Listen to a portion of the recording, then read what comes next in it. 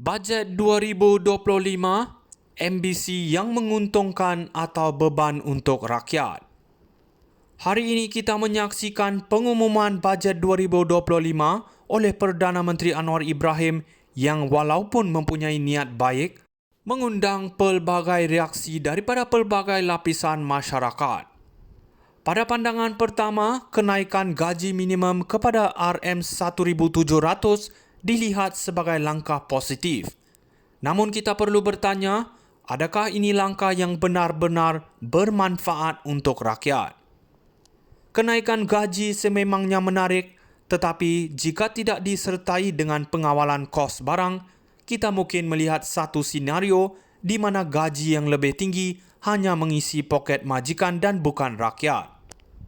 Dengan kos barang keperluan yang dijangka meningkat akibat tekanan gaji ini, apakah rakyat tidak akan merasa tertekan dengan kos hidup yang melambung?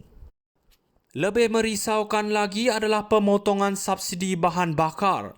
Dalam situasi di mana rakyat sedang berjuang dengan kos sara hidup yang tinggi, keputusan untuk menghapuskan subsidi ini boleh diibaratkan sebagai membakar jari rakyat sendiri. Kenaikan harga bahan bakar akan mempengaruhi hampir semua aspek kehidupan kita, dari pengangkutan sehinggalah kepada harga makanan. Dalam masa yang sama, kita perlu ingat bahawa dalam dunia yang dikuasai oleh kapitalisme, pemotongan subsidi tanpa persiapan yang betul akan menyebabkan lonjakan harga yang merugikan rakyat biasa. Namun, apa yang saya lihat adalah Anwar mempunyai visi yang lebih besar. Dia berusaha untuk membawa perubahan yang menyeluruh. Masalahnya, keinginan untuk melakukan perubahan tidak boleh datang tanpa perancangan yang terperinci. Kita tidak boleh hanya mencipta dasar tanpa memikirkan bagaimana ia akan memberi kesan kepada kehidupan seharian rakyat. Jadi, apakah langkah seterusnya? Anwar perlu memastikan bahawa pelaksanaan dasar-dasar ini dilakukan dengan cermat. Dalam kesimpulannya, bajet 2025 adalah satu percubaan untuk melakukan perubahan positif. Tetapi tanpa pelan yang jelas dan bijaksana, ia boleh menjadi beban kepada rakyat. Anwar harus memastikan bahawa setiap langkah yang diambil bukan hanya untuk menjanjikan masa depan yang lebih baik, tetapi juga untuk memastikan rakyat dapat bertahan dan menikmati hasil usaha ini. Bajet 2025, ambisi yang menguntungkan atau beban untuk rakyat. Hari ini kita menyaksikan pengumuman bajet 2025 oleh Perdana Menteri Anwar Ibrahim yang walaupun mempunyai niat baik, mengundang pelbagai reaksi daripada pelbagai lapisan masyarakat. Pada pandangan pertama, kenaikan gaji minimum kepada RM1,700 dilihat sebagai langkah positif.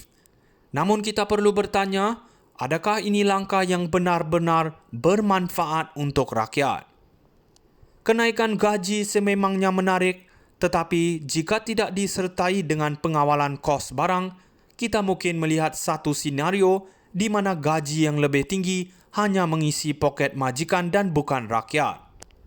Dengan kos barang keperluan yang dijangka meningkat akibat tekanan gaji ini, apakah rakyat tidak akan merasa tertekan dengan kos hidup yang melambung? Lebih merisaukan lagi adalah pemotongan subsidi bahan bakar. Dalam situasi di mana rakyat sedang berjuang dengan kos sara hidup yang tinggi, keputusan untuk menghapuskan subsidi ini boleh diibaratkan sebagai membakar jari rakyat sendiri. Kenaikan harga bahan bakar akan mempengaruhi hampir semua aspek kehidupan kita, dari pengangkutan sehinggalah kepada harga makanan. Dalam masa yang sama, kita perlu ingat bahawa dalam dunia yang dikuasai oleh kapitalisme, pemotongan subsidi tanpa persiapan yang betul akan menyebabkan lonjakan harga yang merugikan rakyat biasa. Namun, apa yang saya lihat adalah Anwar mempunyai visi yang lebih besar. Dia berusaha untuk membawa perubahan yang menyeluruh. Masalahnya, keinginan untuk melakukan perubahan tidak boleh datang tanpa perancangan yang terperinci. Kita tidak boleh hanya mencipta dasar tanpa memikirkan bagaimana ia akan memberi kesan kepada kehidupan seharian rakyat. Jadi, apakah langkah seterusnya?